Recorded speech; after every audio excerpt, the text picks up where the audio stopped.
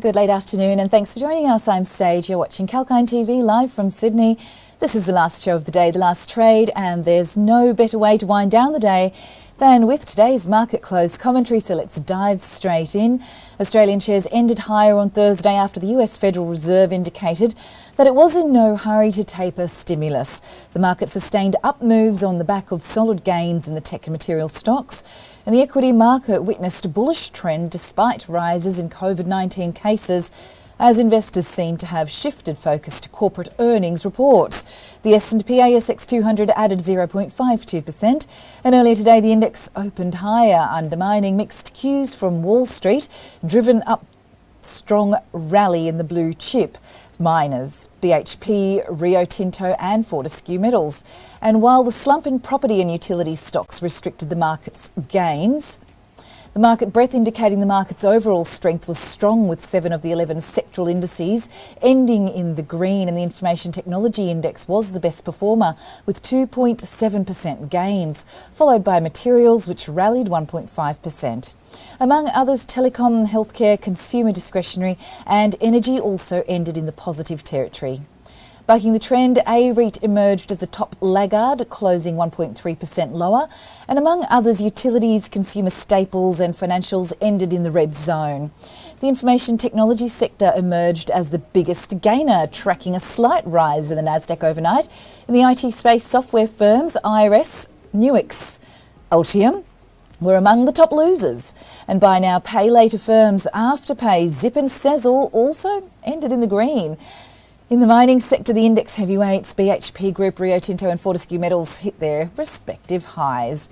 And among the individual stocks, fintech firm Ires led the gainers list, jumping 13.4% after the company rejected a $2.96 billion Australian dollar bid from a private equity firm. On the losing side, global online marketplace Redbubble topped the chart with 3.4% losses. And now, before we look at the shares that are in the news today, it's time for a short break.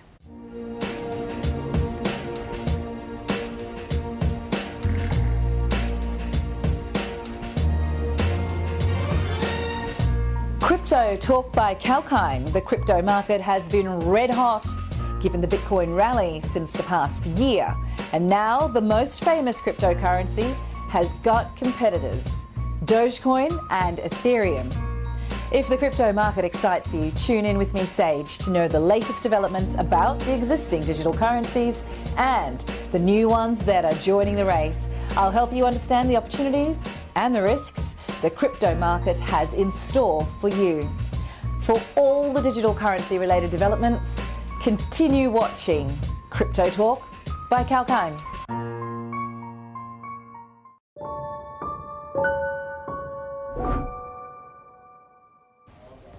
Welcome back, viewers. Sage here. You're watching 𝐊𝐴𝐼𝐴 TV live from Sydney. This is the last show of the day, the last trade. And in this segment, we'll shift our focus towards the stocks that created a buzz today. And shares of cyber security services provider Tesserent gained as much as 9% today. The company has reported operating EBITDA is up by 125.5% in the June quarter of 2021 on the back of strong sales growth during the period, and the turnover has risen 81.4% as compared to the previous quarter. And the next company making the list is shares of financial services provider. The Agency Group Australia have rallied 34.5%. The company stated it expected unaudited EBITDA to exceed $4 million Australian dollars for the financial year 2021, a near 7-fold jump from the last year.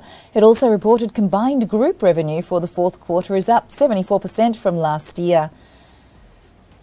Shares of Regis Resources Limited gained nearly 9% in the intraday on strong production outlook for the financial year 2022.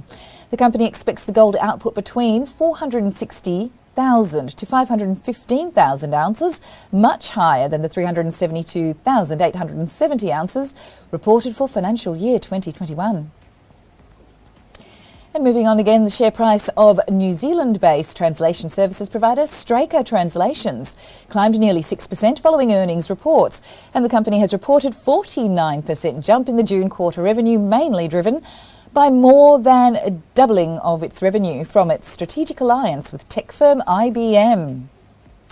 And Fortescue Metals Group has also made the list, rising as much as 3% to hit a 52-week high after the world's fourth largest iron ore miner reported record quarterly iron ore shipments. The company posted record quarterly iron ore shipment of 49.3 million tonnes, up from 47.3 tonnes a year ago. Next up is Carbine Resources Limited, who saw its share surge over 5% after the Mineral Explorer provided an update on its Machia West Silica Sands project. And made an exploration target is now reported for the Machia West project. And moving to the next news. Coming from Volpara Health Technologies, who rose 3% after the health technology software firm received FDA clearance for its Volpara imaging software, and the US regulator has given the nod to the latest version of its key science algorithm, Volpara imaging software. The software represents the set of algorithms behind the integrated Volpara Breast Health Platform, a product suite designed to enable earlier detection of breast cancers through improved mammography quality and workflow, volumetric assessment of breast density and personalised breast care. And also in the news is shares of metals and mining giant Rio Tinto, who hit a record high after the company reported strong earnings and announced 9.1 billion Australian dollars in dividends. The global miner posted its highest ever interim profit for the half year ended June 30th, 2021, driven by a surge in iron ore prices on strong demands from China. Rio, the world's top producer of iron ore, reported the first half underlying earnings more than doubled as prices of iron ore and copper soared and consolidated sales revenue jumped 71%. The company declared a total dividend of $5.61 Australian per share, which is more than triple from last year's total payout. And now, before we look at some more news from the shares that are in the news today, it's time for a short break.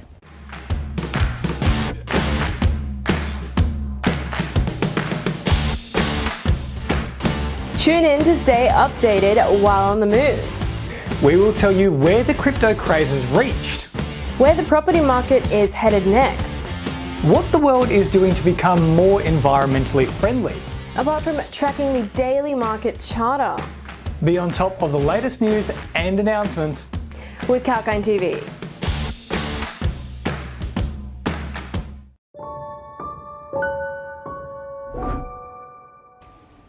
Welcome back, viewers. This is Sage. You're watching 𝐊𝐴𝐚 TV live from Sydney. This is the last show of the day, the last trade. And we were taking a look at the companies that made the news today, and shares of the Australian pharmaceutical industries rose 0.7% to $1.42 Australian after it rejected a takeover bid from Wesfarmers, calling it opportunistic. Reacting to the news, Wesfarmers ended lower, and the Australian conglomerate Wesfarmers had proposed to acquire a 100% stake in API for cash consideration of $1.38 Australian per share. The Board of Australian Pharmaceuticals Industries believes that the proposal undervalues the company and is not in the best interests of its shareholders. And moving on to the next news. Shares of software firm Ires was among the top gainers on the ASX pack after it rejected a takeover bid from investment firm EQT Fund Management. The company's board declined the offer, saying that it did not represent compelling value for its shareholders. And on the 4th of July, EQT had proposed to acquire all of Iris's shares at a price range of $15.30 to $15.50 cash per share. In a separate development, the software provider announced an on-market share buyback of up to 100 million Australian dollars of ordinary fully paid shares, and the buyback is likely to begin post-release of Iris's audited half-year results scheduled for the 19th of August 2021. And in our next segment, we'll take a look east towards the Asian market performance, and the Asian markets were trading mostly higher on Thursday, reversing previous session losses after the US Federal Reserve indicated that it would not taper stimulus in the near future. Hong Kong's Hang Seng was the top performer in the region, surging 2.75%, driven by a rebound in Chinese tech stocks. And recently, Chinese stocks listed in Hong Kong witnessed selling pressure after Beijing's crackdown on the tech, property and education sectors. And China's Shanghai Composite was also trading higher, over 1%, and Japan's Nikkei was also trading higher with a 0.7% gain. India's BSE Sensex also rose by 0.5% in opening deals, and in a similar trend, Taiwan weighted index rose 1.2%, while the Straits Times in Singapore traded higher by 0.5%. And now we'll move on from Asia and we'll go over to the US. And in the overnight trade on Wednesday, the American stocks ended on a mixed note. The Dow Jones fell 0.36%, while the S&P 500 ended marginally lower. The tech-savvy Nasdaq closed with a 0.7% gain. And now, before we take a look at the crypto market performance, it's time for another short break.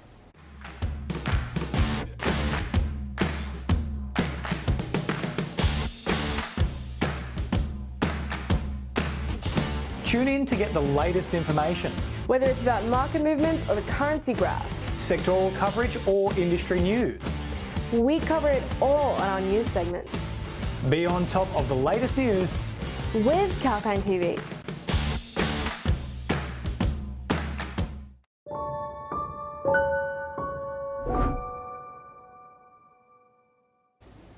Welcome back, viewers. Sage here. You're watching 𝐊𝐴N TV live from Sydney, and this is the last show of the day, the last trade. And in this last leg of the show, let's look at the crypto market performance. All the major cryptocurrencies were trading in the green. During the Asian trading hours on Thursday, the crypto market witnessed an improvement in sentiment over the past week, and as the traders drew confidence from recent positive remarks by influential investors and short sellers bailed out.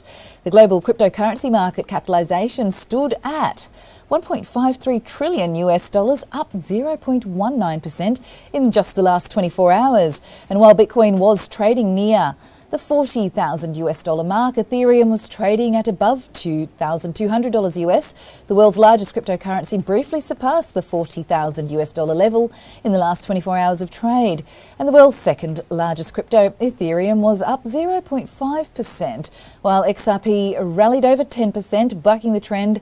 The price of other digital currencies such as Cardano and Dogecoin were flashing in the red, however. And hopefully that has been informative for you. That's all for now in the last trade. And with our existing operations in Australia, New Zealand, UK and Canada, 𝐊𝐴N Media has launched its operations in the US markets, and every day in our first show, the Global Market Roundup, you can get the latest and important news of the US, Europe and the Asian Pacific markets. So on that note, I shall see you as close as possible to 10 a.m. tomorrow live from Sydney. Sage signing off.